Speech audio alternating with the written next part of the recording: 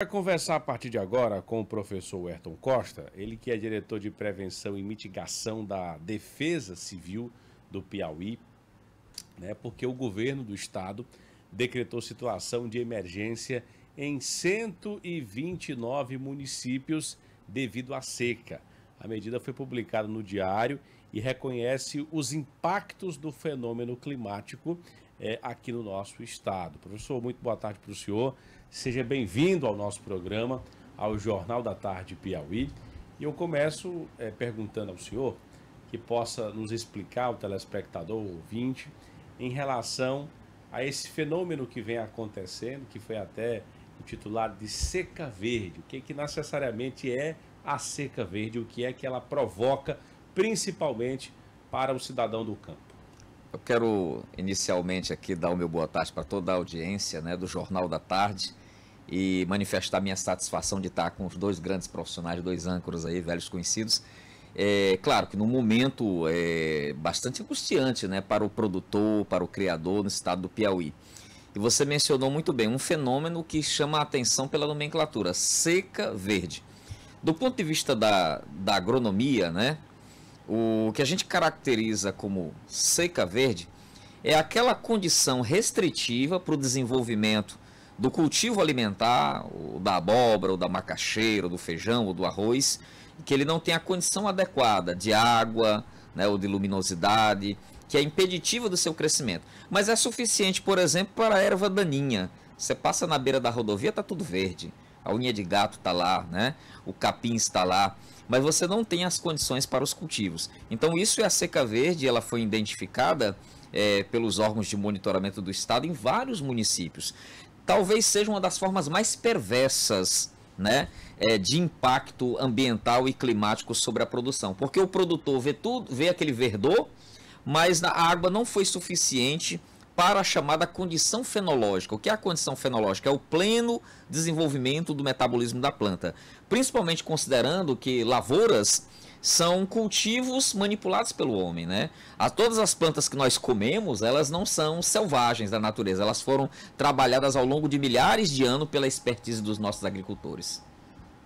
Eu recordo que em uma das minhas andanças aqui pelo nosso estado, para ser mais preciso, naquela região ali de Picos, em Jaicós, eu observei isso. Eu estava até na companhia de um amigo e disse para ele: rapaz, é interessante a gente analisar esse perfil dessa região, porque aqui você tem seca, aqui você tem dificuldade para ter água, para alimentar os animais, para cozinhar, para fazer as atividades domésticas, mas quando você olha para esse cenário, não é a primeira impressão que você tem, que na sua avaliação inicial é como se tudo estivesse indo tranquilamente bem por conta do verde, né? Porque o verde, quando você lembra daquele cenário de seca, não é, professor, que é aquele cinza, aquela coisa que traz um olhar assim de muita angústia. E a gente observa que é uma situação completamente diferente. Eu acho que isso que provoca mais angústia ainda na população que mora nessas regiões, não é, professor? Olha, você imagine uma situação, né? Do ponto de vista climatológico, do ponto de vista do calendário agrícola, a estiagem ela começaria a dar os seus primeiros sinais lá para meados de julho, né? Que é o período de transição. Em agosto ela se manifesta. Agora você imagine um fenômeno desse já se manifestando dentro do período chuvoso, no coração do período chuvoso, que foi de fevereiro para março. E aí você olha para um milharal, olha, isso está se repetindo em todo o sertão. Você vê aquele milharal belíssimo, já embonecando. Sabe o que acontece? Dali ele não vai mais para lugar nenhum. Não formou toda a espiga, e o destino daquele milharal, considerando que não chove mais, ele vai definhando, porque ele vai pegando as últimas águas que estão armazenadas no solo, ele não desenvolve mais, não gera novas sementes na espiga, e ele vai secando.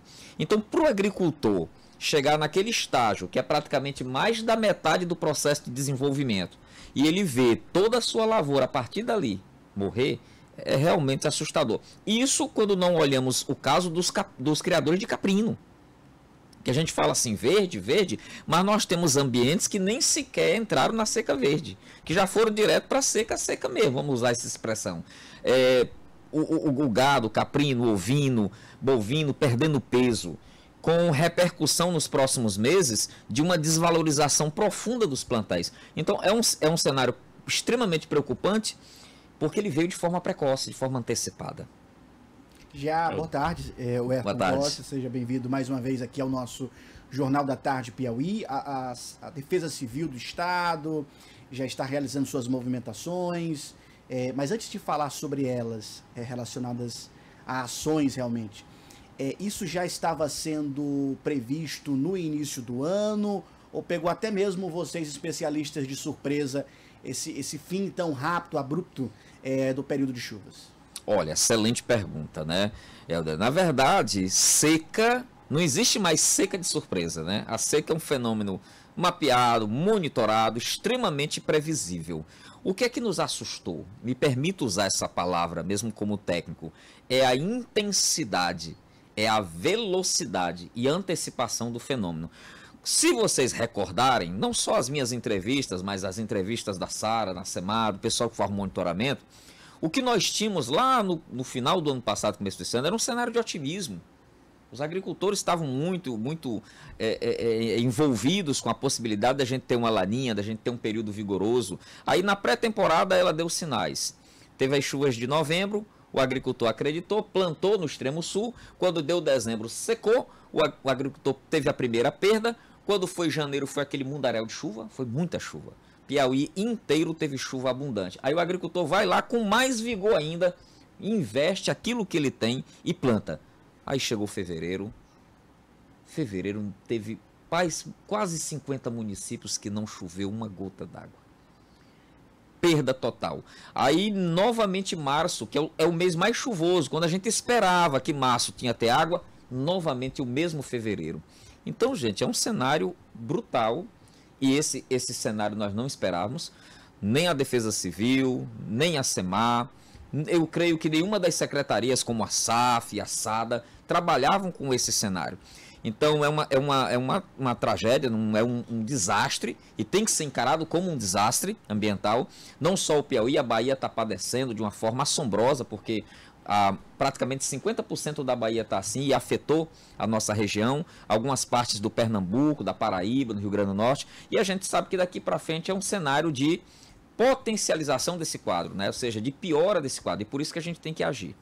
Eu vi que nós tivemos uma previsão de chuvas para o Cerrado, né? Nós estamos nessa previsão que segue até o dia 17. Eu estava esse final de semana, mais precisamente no sábado pela manhã, em São João do Piauí, e estava lá no meio daquela chuva intensa, chuva, hein? De 130 milímetros. Se de um lado as chuvas estão diminuindo, que fenômeno foi esse que trouxe essa chuva e por que os agricultores não podem se animar, Ayrton? Olha, você citou muito bem. Eu também peguei um pedaço dessa chuva, né? Nós já tínhamos um cenário, inclusive a Defesa Civil trabalhou em parceria com os meteorologistas do Senad, porque nós estamos vinculados ao Ministério Federal, né, o da Integração e Desenvolvimento Regional. A gente já tinha essa chuva mapeada. E, inclusive, em algumas participações na mídia, Matheus, a gente colocou o seguinte: ó, essa chuva não vai mudar o cenário. Mas ela teve uma característica importante. Ela dá uma sobrevida. Hoje nós estamos preocupados com os rebanhos. Nós temos uma tradição forte. Nós estamos preocupados com as floradas, com a apicultura. A agricultura já não dá mais para ter um saldo positivo. Então, o que tem de barreiro que encheu e transbordou, inclusive algumas barragens, me permitem, Queimada Nova, uma barragem de 5 milhões de metros cúbicos, que já estava baixando para 60, transbordou. Lá foi espetacular. Nós temos 11 pontos de monitoramento, dos 11, 4 superou 100 milímetros, 3 superou 70 e 2 superaram 40 milímetros. Então foi muita chuva na bacia. Os Picos teve quase 40 milímetros. São João extrapolou os 130, 140. Foi o campeão do Brasil de chuva, mas foi uma única chuva. E uma única chuva não faz milagre. Muito bem-vinda, muito bem-vinda. A gente ganha aí 1 mês e meio de umidade do solo. A gente ganha uma condição boa para pasto, né? Mas não para agricultura. E ali foi uma frente fria. Agora, se você disser esse fenômeno vai repetir, nós já estamos esperando uma outra, agora no momento derradeiro de abril. mas é só mais uma ou duas chuvas. Né? É só um alento. Professor, eu estava dando uma olhada aqui que alguns dias atrás o governo do estado lançou esse plano estadual, né, que é o Plano de Defesa Civil. Eu queria saber, dentro dessas ações, a gente viu que existe uma parceria entre outras secretarias, como o senhor citou, a própria SADA, e através também da APPM, que é importante ter esse diálogo com os municípios. O que é que tem sido colocado em prática para que se possa minimizar o sofrimento dessa população que enfrenta esse momento delicado? Nós temos duas situações muito importantes, né? A primeira é o plano que estrutura a Defesa Civil, que foi construído antes mesmo do período de estiagem, há 2 anos atrás estava em construção, que foi lançado no CARNAC, que é o Plano Estadual de Proteção e Defesa Civil, que é a nova baliza da política pública, e nós temos o plano de contingência. Esse plano de contingência ele foi motivado pelos gestores municipais que estão sentindo aonde o sapato aperta, né? Que estão emitindo seus decretos municipais de reconhecimento, que estão hoje trabalhando em uníssono e unidade com o governo do estado.